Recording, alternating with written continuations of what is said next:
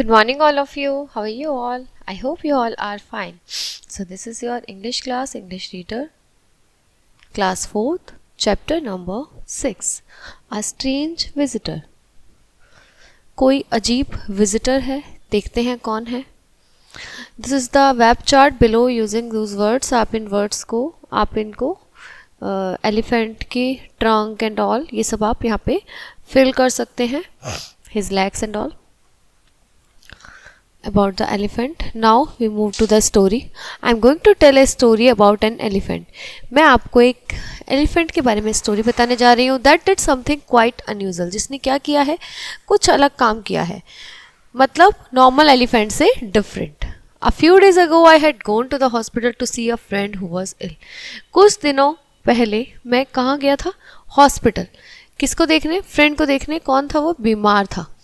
As soon as I went in through the gates, I saw an elephant standing guard outside the emergency ward. मैंने देखा कि एक elephant जो है वो कहाँ खड़ा है? वहाँ पर. Keeping watch over something मतलब वो किसी चीज़ को देख रहे हैं emergency ward के बाहर. Elephant. A number of people had crowded around और बहुत सारे लोग उसके आसपास खड़े हैं. Looking at him closely, I realized that it was Kannan the temple elephant. एक कोई टेम्पल एलिफेंट है जिसको वो ऑलरेडी जानता था. कनन उसका नाम था, तो वो वहाँ खड़ा था. बट वेयर वॉज दिस महावत?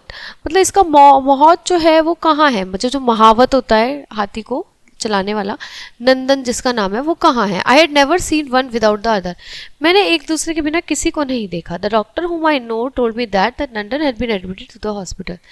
एक डॉक्टर था जो वो जानता था राइटर को, तो उसने बताया कि वो एडमिट हैं. उनको एक अटैक आया है पर अब वो खतरे से बाहर हैं, तो इसलिए उन्हें एक हफ्ते कम से कम यहाँ रहना पड़ेगा. कन्नन हैड फॉलोड हिम महावत टू द हॉस्पिटल.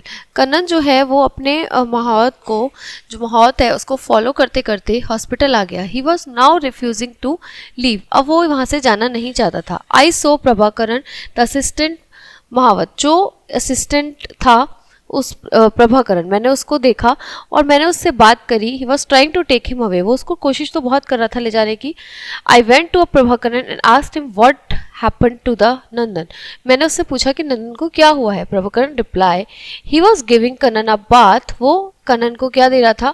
बात दे रहा था रिवर में. When he complaint of a severe pain in the chest. जबकि उसे सीवियर पेन हो रहा था चेस्ट में बहुत ज़्यादा. He scramble out of the water. और जैसे ही वो बहुत मुश्किल से पानी से बाहर आया वो गिर गया और हम उसे फटाफट हॉस्पिटल ले आए. उसने कहा, अच्छा व्हाट वाज आउट कन्नन? ये कन्नन के बारे में क्या है? ये क्यों आ गया यहाँ? Prabhakaran explained, he saw us taking Nandan away in the car and us followed all the way to the hospital. He has been standing here since then. वो तब से ही यहाँ खड़ा है. उसने हमें देख लिया था कार में आते हुए और उसने हमें पूरे रास्ते फॉलो करके वो हॉस्पिटल तक आ गया. ये देखिए, और हॉस्पिटल में सब लोग उसे देख रहे हैं. The doctors are not happy that about Prabhakaran. Doctors खुश नहीं थे, डॉक्टर्स को अच्छा नहीं लग रहा था. They want the elephant taken away from the hospital compound. I told Prabhakaran. चाहते थे कि ये इसे यहाँ से कोई ले जाए, एलिफेंट को प्रभाकरण ले जाए. I know but how can I make him understand that, said Prabhakaran. Prabhakaran ने कहा, मैं उसे कैसे समझाऊं, वो समझ ही नहीं रहा है, वो वहाँ से हिल ही नहीं रहा है. Nandan never use a stick और steel to goad him. How can I use them now? Nandan ने कभी उसे ऐसे छड़ी सी एक मारने के लिए या समझाने के लिए कभी यूज नहीं करी. मैं कैसे कर सकता हूँ use? Take him to the shade of the trees for the time being. I said you may be able to take him away later. और हम इसे एक काम करते हैं, हम इसे उसकी ट्री की शेड के नीचे ले जाते हैं, थोड़ी देर ट्रीज में रहेगा और जब ये ठीक हो जाएगा तो साथ में चला जाएगा. Kannan refuse to move from where he was standing. पर कन्नन ने रिफ्यूज कर दिया, मैं यहाँ से हिलूंगा ही नहीं.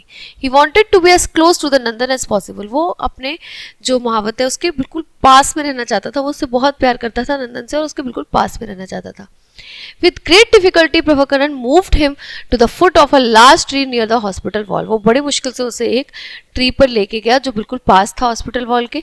नंदन वॉज डिस्चार्ज 7 days later. 7 दिन बाद वो डिस्चार्ज हो गया वहाँ से, उसको छुट्टी मिल गई. All this while Kannan waited for him under the tree. He seemed sad and worried and ate nothing. उसने कुछ नहीं खाया, बहुत दुखी था. तब तक वो वही ट्री के नीचे उसका वेट करता रहा. When Nandan became strong enough to walk a little, he went to meet Kannan. जब नंदन थोड़ा चलने चलने के काबिल हो गया तो वो नंदन सबसे पहले कनन से मिलने गया था। Elephant eyes lits up with joy, वो बड़ा खुश हो गया था। उसने अपने ट्रंक को ऐसे वेव किया और फ्लैप्ड हिज ईयर, अपने ईयर्स को फ्लैप्ड किया, ईयर्स को ऐसे पीछे करके हैप्पीनेस से, बड़ा प्यार से, for to show his happiness, ऐसे ईयर्स को पीछे किया एंड डांसिंग स्टेप लिए 2-4।